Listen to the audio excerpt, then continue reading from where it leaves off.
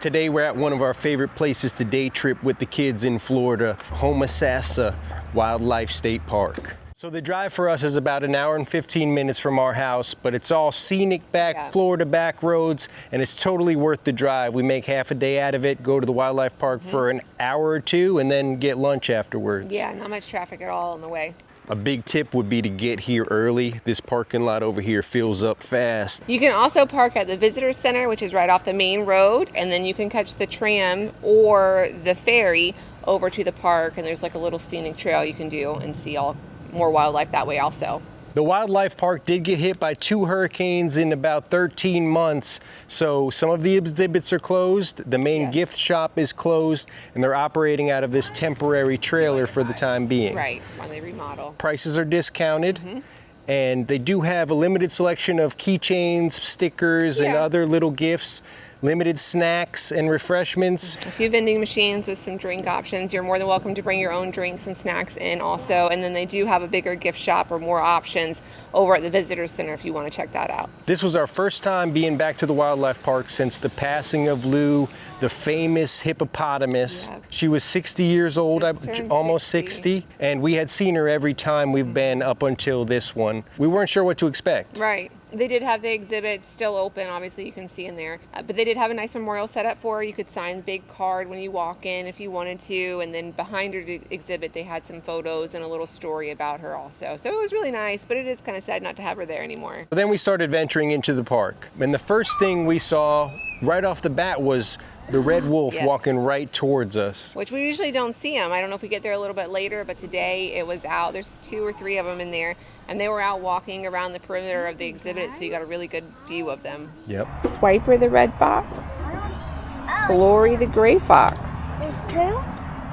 That's what the sign says. At the wading birds, we had timed it just right to get their feeding time. So the man was in there feeding the birds, so they were a little more active. The flamingos were on parade. Yes. It's a parade of mingos. And it was cool. The pelicans were diving in the water after fish. He just caught a fish. There's also a whole bunch of different kinds of owls you can see there, and they have a few bald eagles. Most of their animals there have come for rehabilitation or are not able to be re-released back into the wild. Most of the birds can't fly for several reasons, broken wings. So they're not just wild birds that they caught and have kept in captivity. They just can't be released. But there are wild birds there too. There's herons flying around and cranes, and they're there to be seen, but they're not in a cage. They're kind of free. So you can get really up close to these birds. Right. And it's pretty cool. Yes. As we made our way around, we stumbled on the black bear, Max, and he was really active today. He was playing in the water, playing with sticks. He's taking a bath and a little swim. So Max, we found out, is usually out there on Saturdays. And he's a younger male. I did hear her say this time that he was from up in the Panhandle. He had a broken leg as a cub. A cub, yes, and they took him in, rehabilitated him, and now he just hangs out and plays in the water. And I thought, I told the woman that was there, I said, he's very active this time. And she said, oh, you're probably talking about the female who's a little bit older and she tends to lay around and sleep a lot more. Right. But Max is very playful. Yes. So Saturday, if you want to see Max, there's another big bird enclosure that has a bunch of different species of birds. And another reason to get here early is in the hotter months, it can get pretty hot. But most of the walkways are pretty shaded. Yeah, it's all under trees and shaded, but it's still hot. It's Florida, so. It's right on the water, so there is that cool coastal breeze. Right. You're still going to sweat, though. Yep. They have a covered area where they have manatee programs at 11 and 1 every day, so if you want to learn a little bit more about the manatees. And we did get to see the Panther up pretty close this time and active, walking around. A lot of times she's laying and sleeping and hiding behind the brush and stuff, so that was really cool. Yep. And they do have alligators also. I think this is the most animals we've ever seen this up close and personal here at the wildlife park. Yeah, for sure. I think we're a little earlier than we usually get here. Like I said, they found an alligator. Oh my goodness. He's right up close, ain't he? They do have a bobcat too. Yep. The bobcat was sleeping in its den. Yes. And then is on to our kids' favorite exhibit is the reptile exhibit, the venomous reptiles. Yeah, they have some good ones in there. They got some really good ones. Rattlesnakes, probably the biggest water moccasin I've ever seen in my life. It's this fat. Right. And, you know, being that close to them is kind of, even though they're behind glass, it's kind of like, whoa, you know. There's frogs and different kinds of amphibians. Non-venomous snakes also in there. Non-venomous snakes. And there is a lot of info cards up on the top that tells you how to tell the difference, kind of their habitats, their behaviors.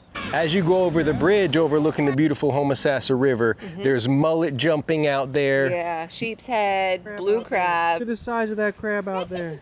But you can look down and see all kinds of different species of fish. We saw turtles sitting on logs. It's right on the Homosassa Springs, so it is crystal clear water. And you can see the boats out there that have come in for the day to anchor and swim around the springs. You can see everyone's out there partying, having a good time. This is typical for a weekend, for sure. This is low. This is low. This is And they're light. still piling in. They're jumping. Mullets jumping out here. Look at that giant school of fish over there. So we got real up close and personal to most animals that we normally don't get to while we're here at the Homosassa State Wildlife Park. And the only thing we didn't really get to see that we normally do is the manatees. What's cool about this place is it's mostly, if not all, Florida wildlife. Right. Everything that's there does exist in Florida naturally. Yes. So the one thing about exhibits being closed is once you get to the end there, at the overlooking the river and do that loop, you got to turn around and come all the way back. Right. It's and not then bad you at can see all. all the animals again. Oh, did you see the tortoises on the ground? He's way back there hiding in the shade. Yes, and it wasn't until on our way back that we saw the manatees finally. Oh, there's 3 of them. Those are giant. I guess that's where they've been the whole time. It's feeding time. So after about an hour or two, depending on how hot it is and how restless the kids are getting, we usually start thinking about lunch. So we did end up seeing the manatees right there at the end as they swam in for their feeding time. And now it's time for our feeding time. And there's a lot of good places around Homosassa and Homosassa Springs that are really great to eat at. And relatively close. You could go to Margarita Grill, but we usually go to Crump's Landing, which is really nice. You know, on the water. Right on the water. They got a kids playground right there you can sit next to, and it's very kid friendly. You know, they let the kids run around. It's encouraged. They got a little fake grass, AstroTurf play area they can tumble around on. Sand pit, big pirate ship for them to climb on. Our kids absolutely love it, and that's probably the best place that they actually eat their food. Yeah, so they really like the food too. The kids do. Refreshing drinks, full bar, interesting drink menu, amazing food menu, plenty of options, whether you like beer, mixed drinks, or if you don't even drink, lots of good options there. And the food is incredible and very reasonably priced for what it is. Absolutely. And the scenery is, you can't beat it. Right there on the water, you got the coastal breeze. The vibe of this place is incredible. The breeze coming off the water, the chill island vibe. It really is amazing, and every time the service is fast. Yeah, it's all outside seating. However, they do have fans up and the breeze off the water, so it's not hot at all. It's very enjoyable. We've worried about it being overcrowded in the past, but we've never had an issue getting a table right away. There's a lot of seating. It's a really big place, very spacious. You know, you don't feel like you're on top of everybody.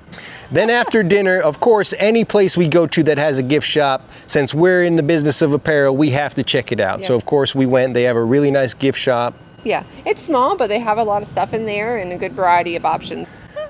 Now that we've spent some time at the wildlife park and got something to eat, we're ready to go back home, and it's been a great day. Florida Trippin, a half-a-day trip to Homosassa Springs in Homosassa, Florida.